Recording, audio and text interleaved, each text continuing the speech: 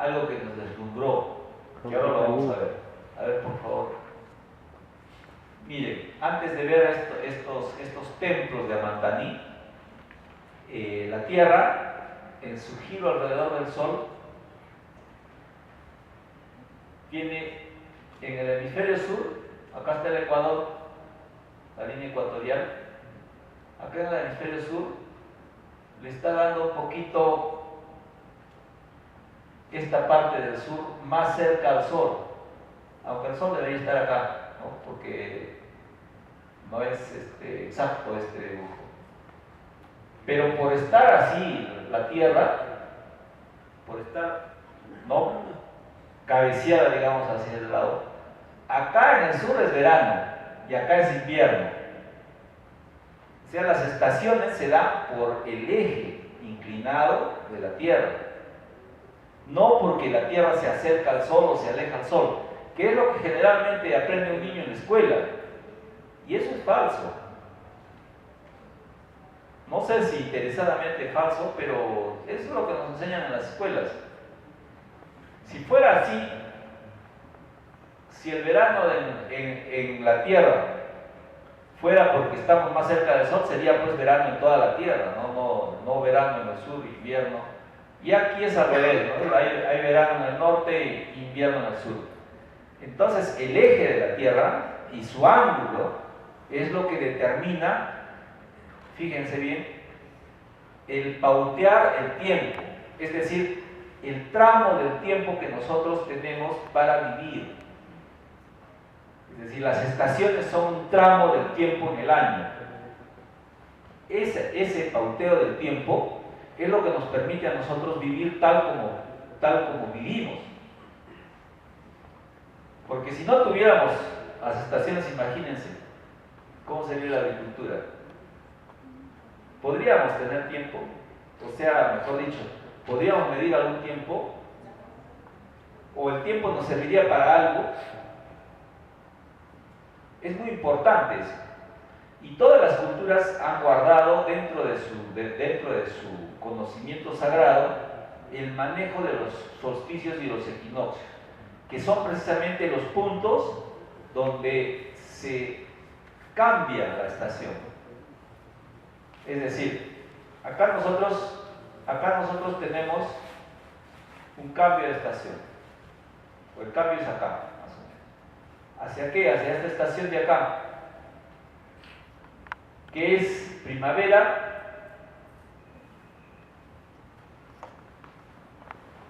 otoño. Y en algún lugar, o sea, en el sur acá es verano y acá es invierno, ¿no?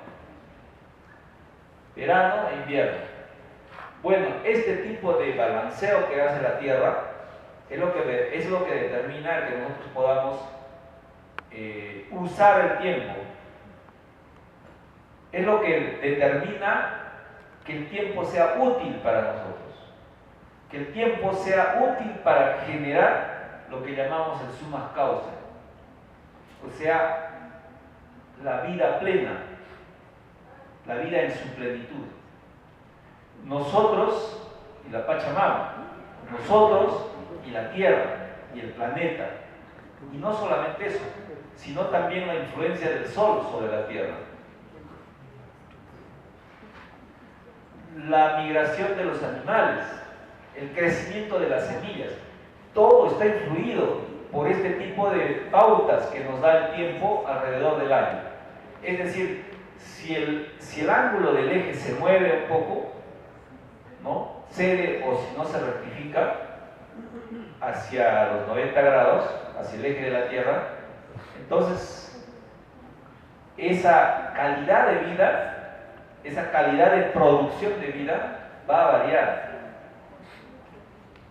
Entonces, lo que puede hacer un gobierno o un pueblo por el summa causa tiene que comenzar de eso, de preocuparse por el vínculo que tenemos los pueblos y las personas con la Pachamama, con la Tierra, con el planeta, el manejo del tiempo. Si no se comienza por ahí, simplemente, ¿qué cosa van a hacer? ¿Qué cosa puede hacer un gobierno o un Estado por el summa causa? Esto no es ninguna crítica, simplemente es afirmar algo que nosotros lo venimos planteando desde los pueblos indígenas. A ver la siguiente, por favor. Fíjense, esto es un ensayo que nosotros hacemos para ver las zonas habitables cuando el ángulo del eje es de 90 grados o perpendicular al plano de rotación.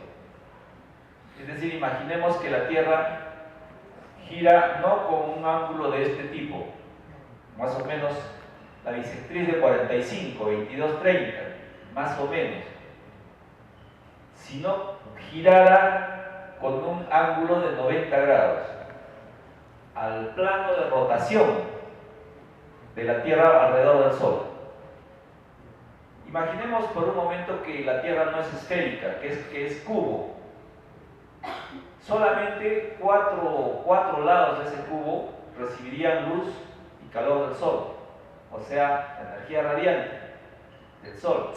Habrían dos planos, el de arriba y el de abajo, ¿no? O el de abajo y el de arriba, que no recibirían nada.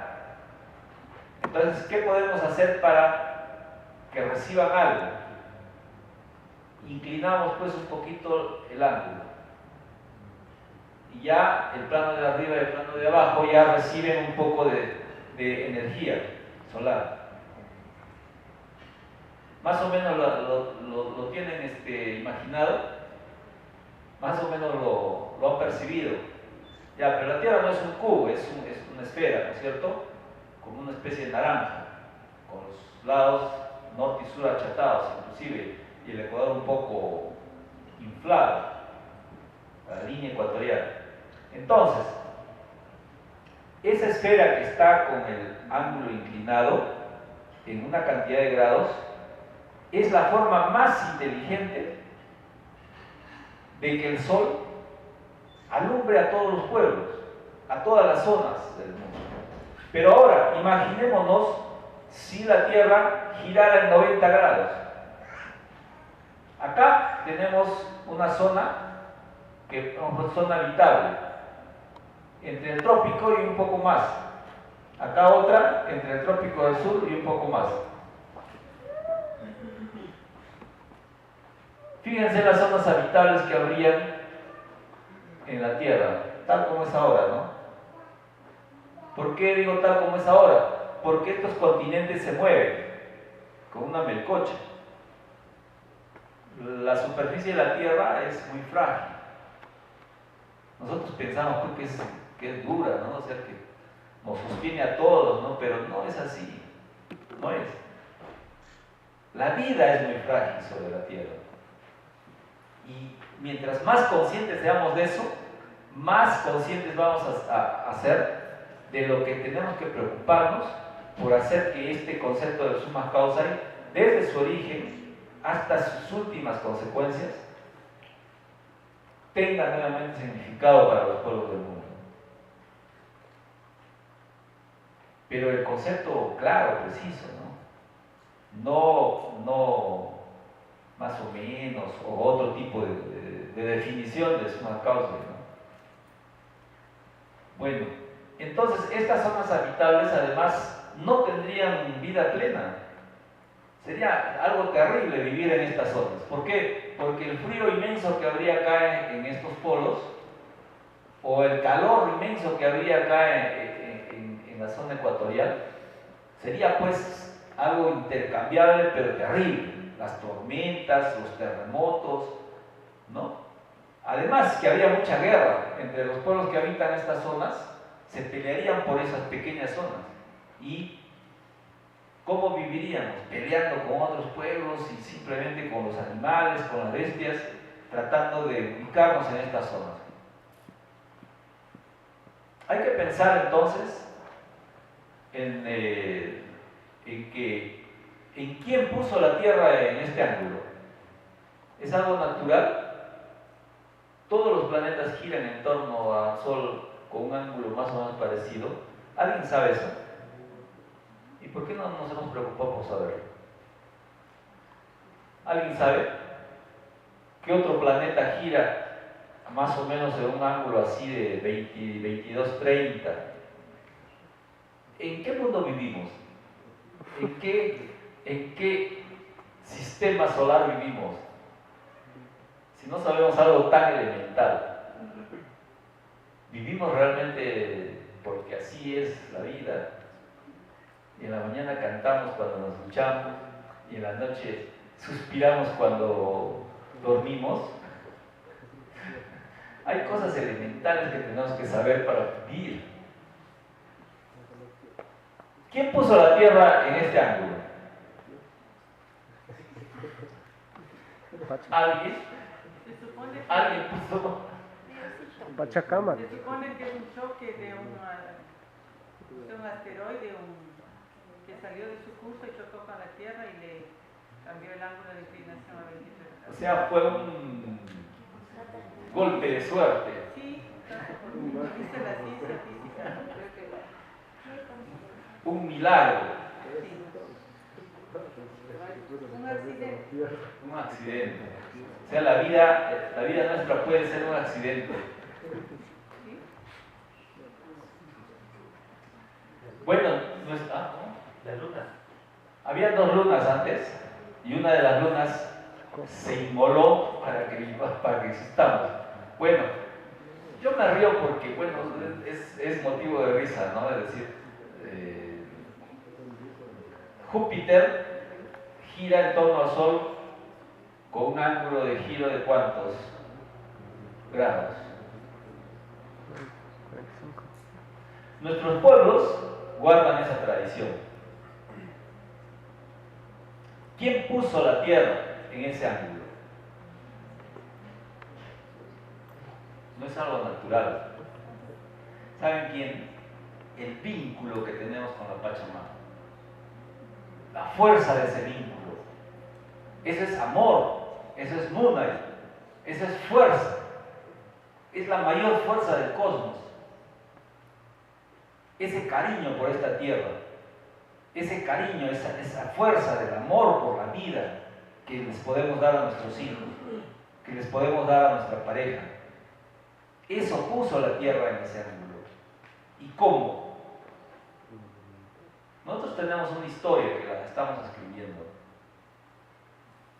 pero es una historia de un relato sobre lo más antiguo de nuestros pueblos. Dos pueblos guerreros que luchaban por vivir, uno en esta zona y otro en esta zona. Tenían que ser guerreros, porque de lo contrario los bancaban a morir. Y un día se conocieron. Para hacer más bonita la historia, un rey en el norte y una reina en el sur, y se amaron. Y en ese amor de enamorados, los enamorados siempre sueñan con ser felices y hacer feliz a todo el mundo, ¿no? A no ser que sean enamorados perversos, ¿no? Y quieran ser felices solamente ellos, nada más. Entonces dijeron, ¿cómo podemos hacer que el sol salga para todos?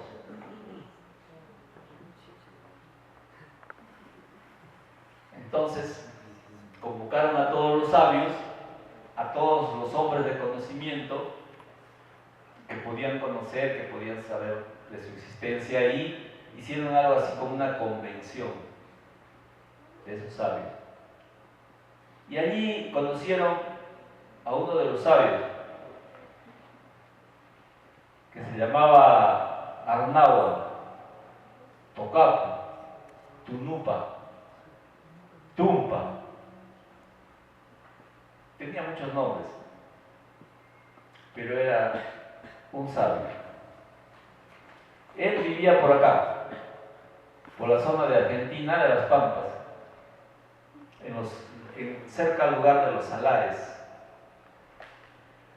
Y él dijo, yo tengo una idea, cómo hacer que la Tierra gire en torno al Sol para que el Sol nos alumbre a todos, para que el Sol sirva para todos. Y como todas las leyendas, está llena de imaginación y de historias bonitas, ¿no? Que nosotros las estamos escribiendo para alcanzarlas, y para que todos puedan leer estas sagas, ¿no?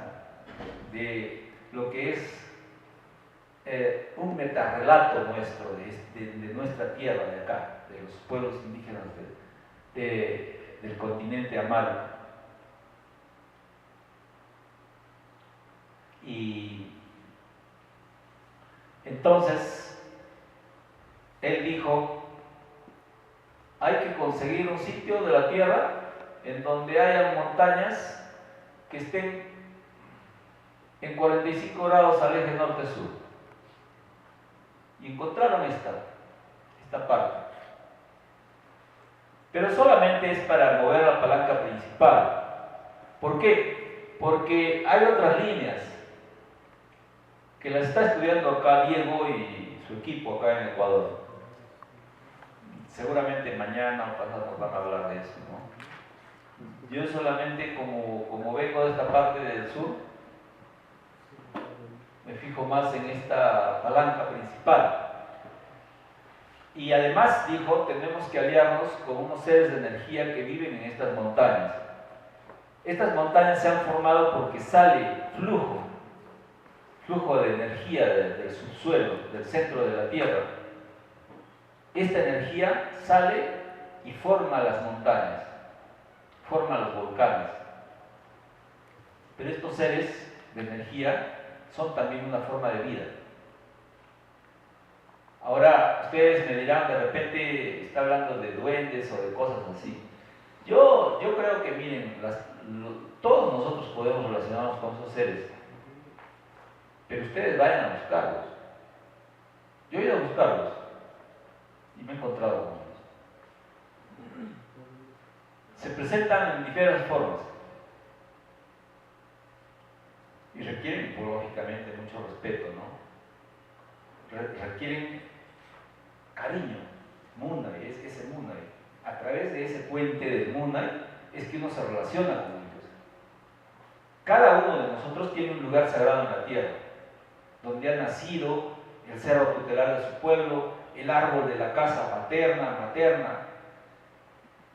Ese lugar sagrado, ese es el lugar que a ustedes les puede servir para vincularse con estos seres, que son los apus o las huacas.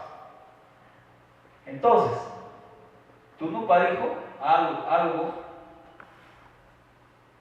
sobre esto. Las montañas estas que están acá son montañas muy poderosas. Acá hay otras que son las del Himalaya, ¿no? Y también hay otras que están acá, que son las de Pirineos y los Alpes. Pero eso ya es parte de toda esa red, de toda esa canastilla de flujo de energía geomagnética que sale de la Tierra. Y que ahora los científicos los están estudiando, pero lo están estudiando perversamente, ¿no? Para hacer lo que en algún momento una élite acá en el Mediterráneo quiso y logró hacer, ¿no? Que es dominar al resto. Simplemente una pequeña élite, un pequeño pueblo ahí con unos cuantos sabios, entre comillas, porque el sabio que quiere dominar al resto del mundo en realidad no es un sabio, ¿no? Es un imbécil, es un idiota. O sea, no sabe el daño que puede hacerse a sí mismo si piensa en dominar al resto, si piensa en aprovechar la energía del resto. Lógicamente que eso es un antónimo contrario a lo que era Tunupa, ¿no?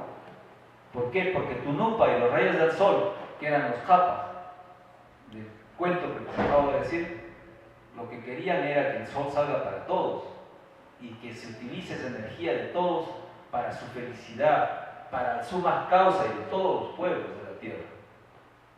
Por eso es que ahora los descendientes de esos japas que están reorganizando los pueblos nuestros están en la búsqueda nuevamente de hacer que el suma causa sea el privilegio de todos los pueblos.